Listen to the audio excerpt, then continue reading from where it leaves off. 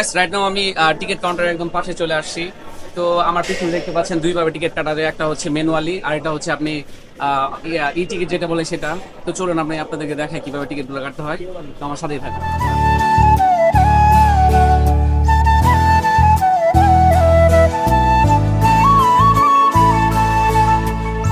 তো সর্বপ্রথম আপনারা যেটা করবেন, এখানে দেখেন ডিসপ্লেতে এখানে দেওয়া আছে একক যাত্রা। তো আপনারা একক যাত্রাতে ক্লিক করবেন।